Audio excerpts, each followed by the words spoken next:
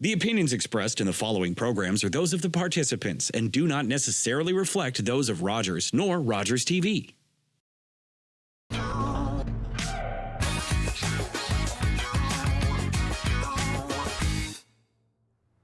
Hey, what's up, everybody, and welcome back to another episode of the Players Corner with Karim Grant. I am your host, Karim Grant. Today, we have a very special guest joining us via Zoom. His name is Akil Augustine. He is one of the hosts of NBA TV, and he will be joining us. There he is right there, ladies and gentlemen. Akil, what's up, my good man? How you doing? What's good, KG? I'm living good, man. Good to see you, and congratulations on the new gig. Hey, man, it's great, man. I know it's been a busy time for you. You're just getting back from the NBA Summer League. How's that been? Well, this year was really different, of course, with all the protocols for the COVID pandemic. So not the traditional access that we got, but definitely some great things to report on the court. Really happy with how Delano Banton, the Rexdale native, and Scotty Barnes out of Florida State have looked for the Toronto Raptors. So all in all, chalk it up as another good year. Well, we're looking forward to seeing what Barnes and, our good boy from Rexdale, Delano, can do. We're really interested in knowing a bit about yourself, though. So, Akil, tell us how you got into this business. Well, definitely, I always give credit to Cabby because I was actually working at a Foot Locker on Queen Street, downtown Toronto, and I think I had seen the very first episode of NBA XL, which was the first time I had seen anything even speaking to hip hop culture with a black host outside of Master T, being produced in Southern Ontario.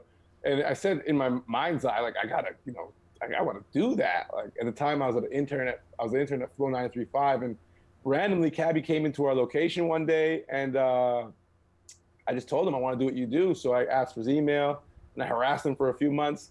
But, that didn't pan out into anything, but I did use his name and leveraged a false relationship I had with him into a meeting with some producers at Sportsnet, and Cabby played along with the gig once he caught wind of what I was trying to get accomplished and gave me the alley-oop to start working at NBA XL over with Sportsnet at the time. And from there, it was just a matter of interning, volunteering, and I half the time I just credit it to I didn't know any better. Right. No, your rise has been crazy, and I love to see it. I mean, it reminds me so much of when I was growing up watching Stuart Scott on ESPN, and you have a kind of flair and swagger that he kind of exudes. Do you see elements of, his I call it his game, God rest his soul, into what you do? Absolutely. When I was maybe 13 or so, my cousin got an illegal DirecTV satellite, and we're the first people, in the neighborhood to get all the West Coast games, all the sports centers, NBA TV at the time before it was licensed to Canada.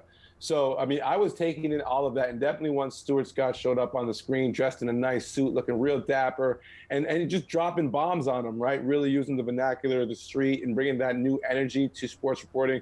That inspired me to this day, and I always, I give credit to him, but definitely I take what he did and I try to push it a little bit further, right? And, just add that flavor.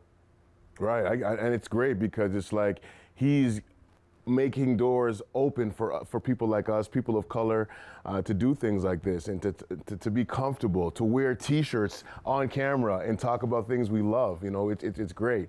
What are some of the barriers you might have faced coming into the business? Well, I think one of the challenges for me specifically to being in Toronto, Canada, was just that a lot of the infrastructure based around sports and entertainment had really existed to support hockey. So a lot of the executives, all the partnership deals, a lot of the rooms that you were going to go into really were going to have executives that really understood some of the concepts you were trying to sell, some of the words you were trying to use, and in part the essence. And a lot of people use this term a lot, and it's kind of vague and ineffectual now, but like culture, right?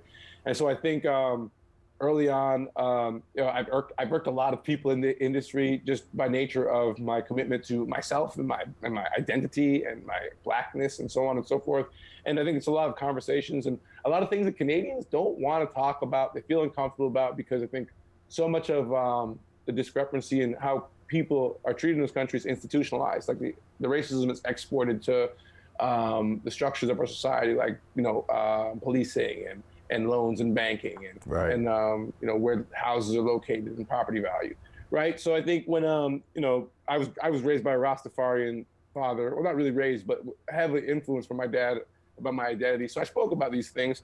And when you go into those spaces with people coming from a completely different walk of life who don't really understand you and who don't really get what you're saying or may not even believe that what you're saying is true, it's tough. But I think you know, as the culture has grown here in Toronto and new voices have been given a chance, big shout out to Drake for adding legitimacy and guys like Masai Ujiri who are still fighting on the front lines just to get people to see that what we're saying isn't a lie. It's been interesting, but you know, I'm happy. I'm here for it. I wouldn't have had it another way. It just made the fight a little bit more interesting. Right. You know, I've seen you play some ball, and I know I did a bit of research, and I know you played a little bit of football as well too. A little bit of football. I mostly played football. Football's my game, Karim. Come on now.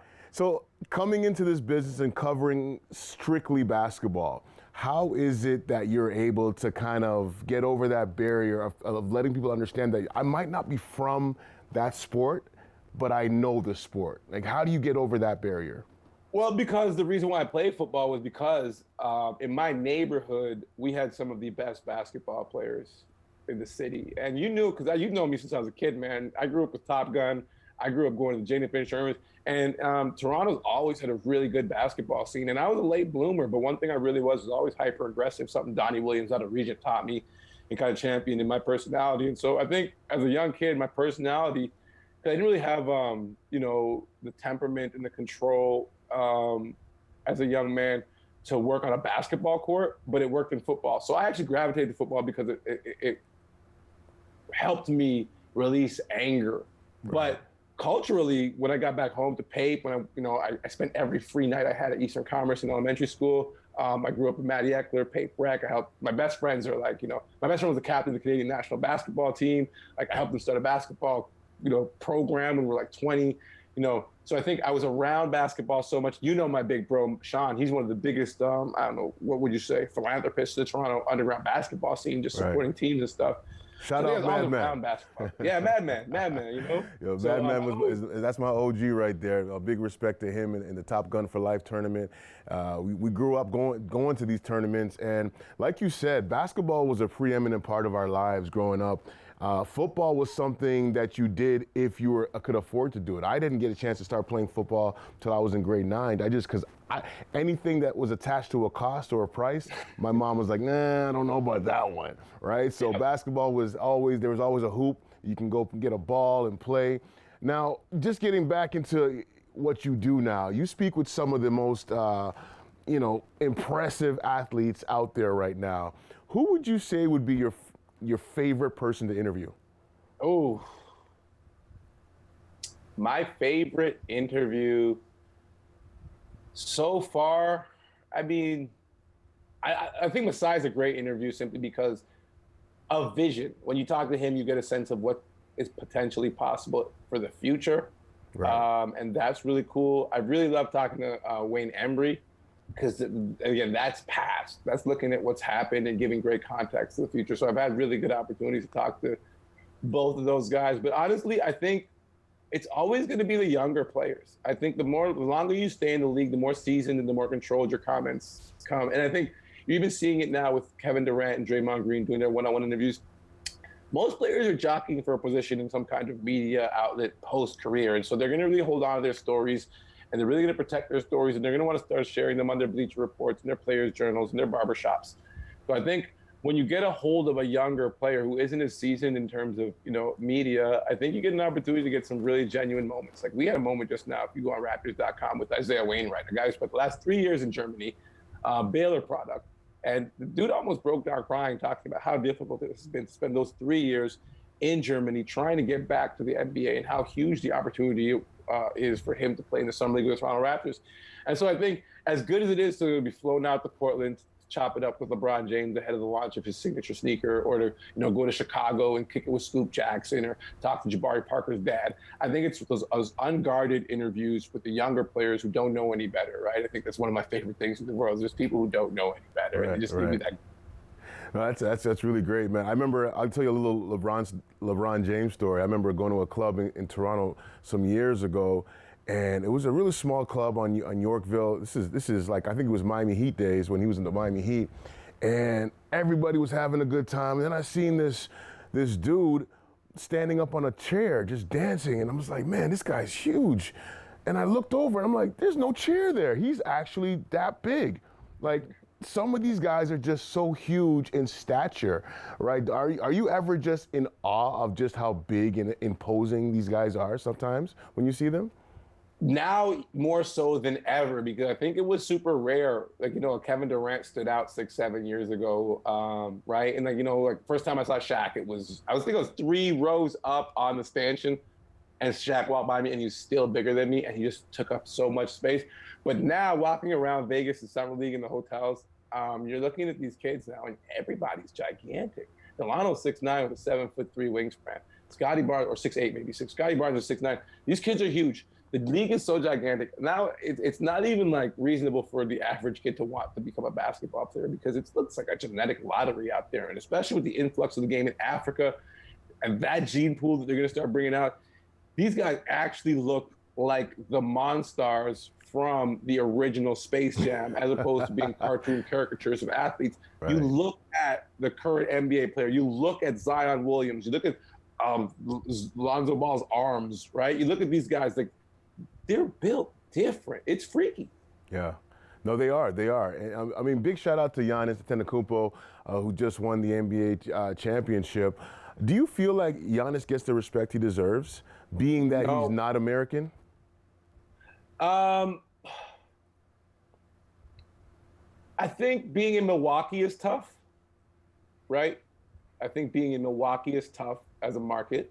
And I think the fact that he committed to that market is one of the contributing factors to why he's so great and why he won't be seen as being so great.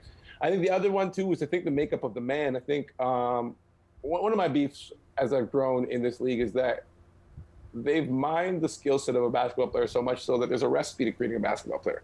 Most of the basketball players we encounter nowadays come from a strict recipe of AAU ball to prep school ball to NCAA, or maybe they went to the G League. There's a rare guy that might go to Europe, but there's a strict recipe of how you progress as a professional athlete. These kids got sneaker deals by the time they're 11 in terms of like with their AAU teams, right? So it's like a set of train tracks. When I was growing up, you had guys that came out of nowhere, right? You had guys like Bonzi Wells. You had guys like Dennis Rodman, guys with really stories that would just blow you away. And you find that that's being mined out of the game because of how early we prospect players. Giannis has a story that is amazing and lends to him becoming something of a legend of a man. Much like Masai, he's got such a rich story, such a rich depth of experience. You take that with what that rich story and rich depth of experience adds to his character in the decisions like to stay with Milwaukee, to be so close to his family, to move the way he moves on a day-to-day basis, to keep that genuineness, that youthful smile, that grin, that vibrant energy. Right. And in the moment when he broke down and cried, like, these are some of the more genuine moments we've seen in sports. We've seen contrived moments, we've seen forced tears, we've seen crocodile tears. But I think with Giannis, he's having a very special life.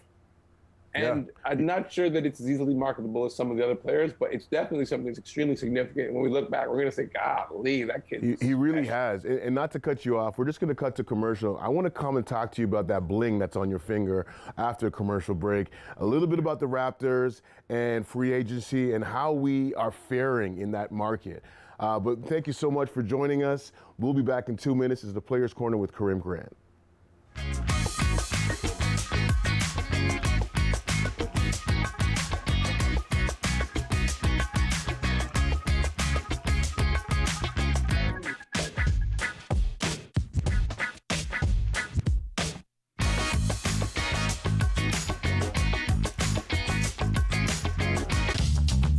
This program is brought to you by Ignite TV.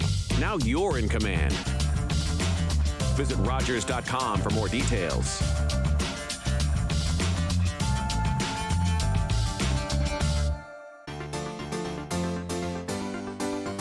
You used to be macho. This macho thing is overrated. Just people trying to be macho, show that they've got grit. That's about all they end up with. Prepartum depression hits about 1 out of 5 women. Mommy brain is a real thing. There's no need to be worried, Lucy. Dr. Handel gives me a bad feeling. They're trying to make me think I'm crazy.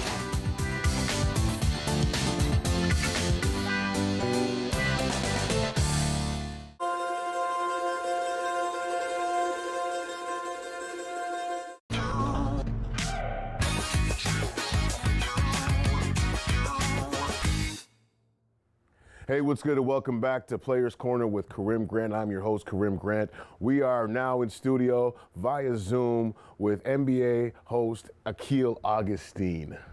So NBA TV, that's got to be a great and special honor to be a part of that program and be a part of the journey that the Raptors had a couple years back when they made that historic championship run. Tell me about that experience. How was it for you? It was a blur. I think. Thank goodness for Open Gym. You know, we'll always have that show to kind of look back on the process because it was really like a 6 or 7 year journey. You talk about from the Kyle Lowry trades to that moment, and that playoff run.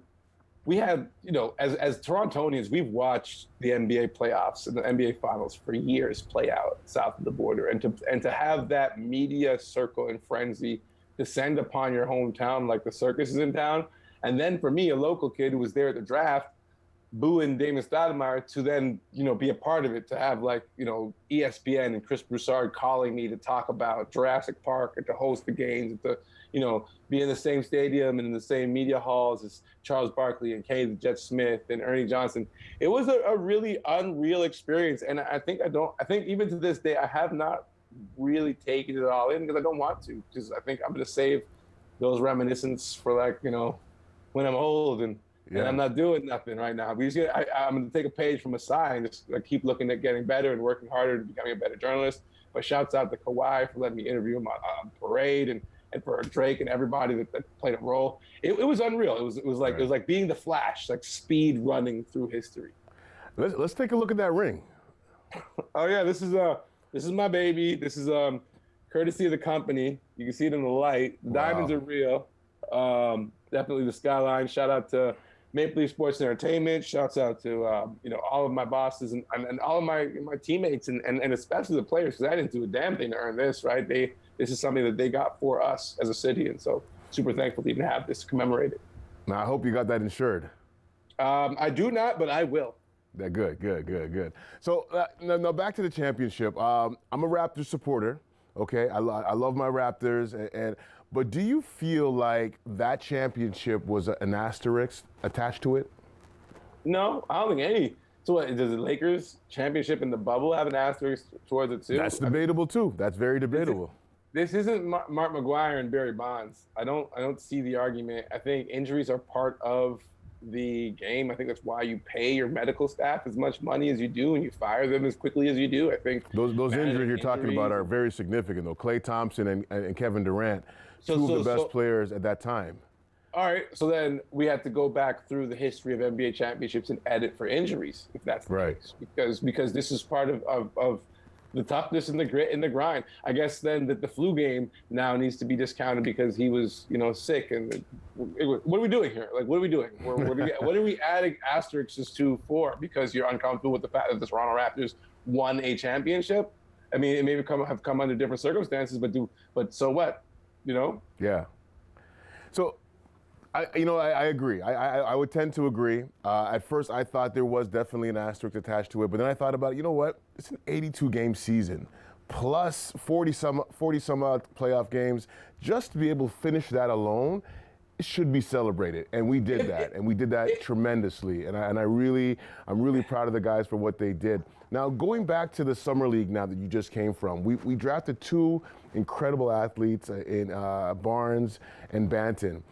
Give me a couple of things that we don't know that we can expect about from these players.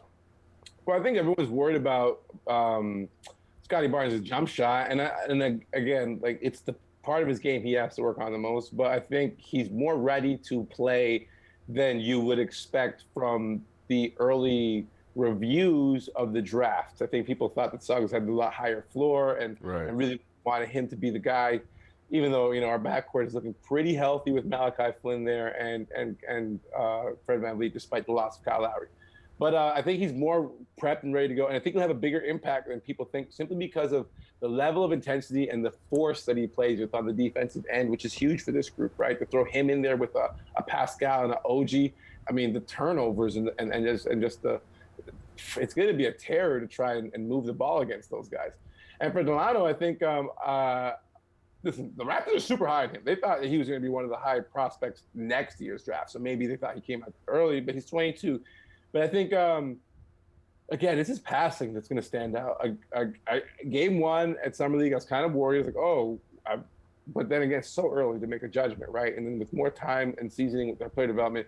But by game four, he looked like he had figured some things out. They had limited, they had like shrunk like the positions that they were putting him in and really put him into like a point guard type role. Yeah. And it looked like it was starting to make sense for him. So I'm excited for both those guys. Yeah, me too. I mean, they're long, they're lean, they're athletic. Looks like we got some perimeter defense finally that can really handle some of the pressure that the NBA puts on them night in and night out. And I'm excited about their prospects, especially with Delano Banton. Us having that connection, me coaching him in the Crown League for that one summer, which is really great, a really great kid. So I hope for nothing but the best from both of them. Just getting it back into the Raptors. With regards to free agency, will we ever get over the free agent hump where we can actually secure a huge name free agent? I think the first step is going to be to lock up a Canadian. I think that's going to be when one of these Canadians comes up for, a re-up. Hopefully, I think that's going to be a conversation. I think as the city grows, I think that was a big part of Masai taking on new responsibilities too, is if Toronto's going to become a place that's going to be friendly to NBA free agents. It can't just be the Raptors building a great basketball organization. I think there's going to be things done, including like building relationships with African players, right? So like, I think that's why Masai is pretty brilliant. Like he's starting to see that like, okay, we're not going to, an American is an American and there's a certain affinity they have for home. We learned that with Kawhi. So what he's doing, he's building infrastructure where hopefully I think naturally there will be the growth of Canada basketball, which will allow him in his relationship there to foster a certain amount of pride for playing for Canada. And then with the relationship he's already established, Precious Achiuwa being a Giants of Africa athlete now playing for the Toronto Raptors, that's a pipeline that he's going to have individual access to that no one else could because he's the godfather of African basketball, right? So it's like, I think he's playing the angles in terms of not having to rely on free agency. And if they continue to do the things around the Toronto Raptors in the city of Toronto, Southern Ontario, to make this place, one of the most desired places to live in the world, I think that will naturally come with it too. Do you think the cost of living and then taxes has something to do with the fact that we can't secure big name free agents? Yeah. Yeah. I've always thought that. Not that we can't, but it's definitely. Well, okay, let's be honest. We haven't. We really haven't. Like, what's the last big free agent that we've secured? It was Hito Turkoglu. Okay. You're driving your point home. I'm not going to argue with you on that one. We have not. I want to see it change. I want to see it happen. I just don't know if it's going to happen in my lifetime. Well, we won a championship, so we won a championship. That's bigger than a free agent. We did win a championship, and I'm really happy about that. You're like, you know what? You're like my friends on my WhatsApp chat groups. Like, we got a championship, Karim. What else do you want? Like, the Knicks don't have that because they know I'm a Knicks fan too, right? Well, I'm a Knicks fan too. I'm from New York, but listen, we're in a very great spot. It's very special. I'm so happy to be associated with Masai, MLSE, and the Toronto Raptors because I think this is an organization, is an opportunity to become a flagship franchise for the NBA. Right. I do believe that right now. We are. We definitely are, man. And so what's next professionally for you? What do you got on the horizon? Well, last year I moved into the role of play-by-play, so I'm taking that on really seriously. I want to be the play-by-play announcer for the Toronto Raptors one day. So, there's challenges, right, with everything. You've got to grow as a broadcaster. You have to become a better man, and you have to convince people who may not believe in you that you can carry that weight, that you can. So there's that. But also in my heart of hearts, I've always worked with the youth. So I'm currently working with a group called Amadeus, who works within the penal system. Just working with youth, introducing a new program with a good friend of mine, Dr. Kevin Mary Show, built around mental health, wellness, breath work, and physical activity. Just creating a new program where the guys can take it into the penal facilities and still have something to help with the myriad of issues that can, be created from isolation. Right. And also partnering with the Toronto Public Library for an initiative called Mind Club, where we're introducing adolescents to breathwork. Breathwork's been a big part of my growth as a human being and an individual. So a couple of initiatives there to, try to promote the concept of good breathing. Right. You're a busy guy, man. Just to get back to your color commentary and your play-by-play, do you feel that analytics has taken a huge role in what you do right now, or is it simply just something that a statistic that we have to look at once in a while? How do you feel about analytics? It's not going to take a huge role what I do. I think here's the thing. I'm a storyteller. Right. I think there's a lot of people I'm not an analyst, so I'm not going to be giving you the X's and O's and the percentages. So for me, it plays a very small role what I do because I'm telling you stories. So I'm tying together grand narratives, personal tidbits, and things of that nature. And I think that's how you really connect with players. I don't think you connect with a player over his free throw percentage. I think Kyle Lowry's sons do a better job of allowing you to connect and understand the relationship that he has with his kids and with his wife and with the city of Philly and with his charities. Has a better ability to paint the picture of the man. And even in game, I try to infuse a lot of character stuff, right? So I think you gotta place your hat on the hook, right? So I'm not gonna be the analytics guy. I won't be working in Memphis' front office anytime soon, but I definitely will be telling stories for years to come. Let me ask you a question. Did we lose Lowry or did we get rid of him? I tell people this, the timelines did not sync up. It was the most mutual of divorces. It was like everybody woke up and was like, okay, let's look around the landscape. The Raptors have a super young squad that's not going to win a championship in the next 3 years. Kyle Lowry has a 3-year window where he's effective enough to help the team win a championship. Right. The timelines didn't sync up. And then you look at the money, right? Toronto is decimated in the front court after decisions to go with Len and the other guy, I forget his name already, Baines, right? And so you got $30 million that you're going to have to reinvest into Kyle Lowry. I never understood this anticipation of Kyle Lowry re-signing. I didn't get it. It was like, why would you want him back? We have Malachi Flynn and Fred VanVleet. So you want 3 point guards and no center in a time when the NBA has, the Eastern Conference has a big three in the Nets and an MVP in Giannis. Why not build for the future? So it boggled my mind. And again, maybe because Toronto basketball fans are they're really fans of the individuals as opposed to being pure basketball analytics people. But the timelines never synced up. He had to leave. I don't understand how you can contextualize it as one or the other. It wouldn't have worked in no imagination of mine, at least. Yeah. No, it's you're right. You're right. Everything you said, you touched on some great points. We're about to wrap up, and I really appreciate you coming in. Give me 3 things that you're watching, maybe that you're getting involved in, or maybe that you're about to do. And I see you got the Do the Right Thing in the background, the MF Doom poster as well. Shout out MF Doom, rest in peace.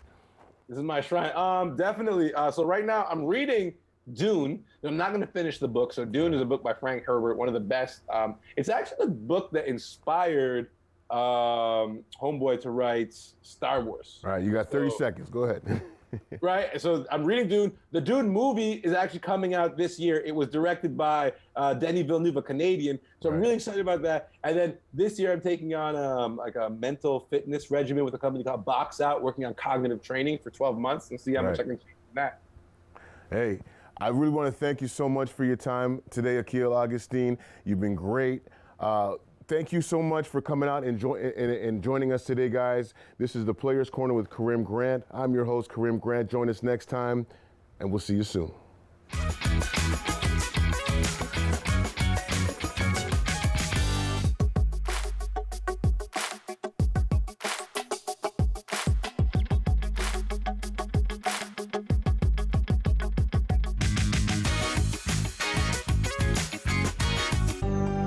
Call the Rogers TV viewer response line, email us, or connect with us on social media.